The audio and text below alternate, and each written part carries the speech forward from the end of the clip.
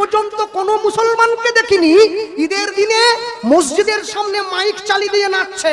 আমরা যাকে লাউ বলি ওরা বলে কদু, আর ওরা যাকে দরবেশ বলে আমরা বলি সাধু। আর ওরা যাকে দরবেশ বলে আমরা বলি সাধু। হুমুন্দি কয় গিরা মাকে টলিতে তুলে দিয়ে মদ খেয়ে নাচতে নাচতে যাচ্ছে, বলে আসতে বছর নাকি আবার হবে।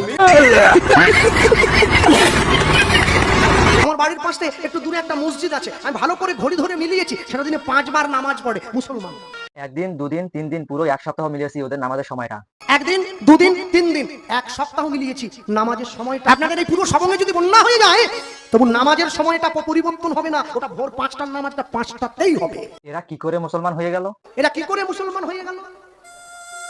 সমাজের চাপে পড়ে দেওয়ালে পিঠ থেকে গিয়ে জোর করে এদেরকে ধর্মান্তরিত করে দেওয়া হয়েছে। বাবাকে বাবা বলে ডাকতে শেখাবেন, ড্যাড নয়। বাবাকে বাবা বলে ডাকতে শেখাবেন, ড্যাড নয়। মাকে মা বলতে শেখাবেন, মম নয়। মাকে মা বলতে শেখাবেন, মম নয়। বাড়ির ছেলে মেয়েরা পড়াশোনা করে বাবার কাছে দুদিন পরে এসে বলে ড্যাড তুমি হ্যাড।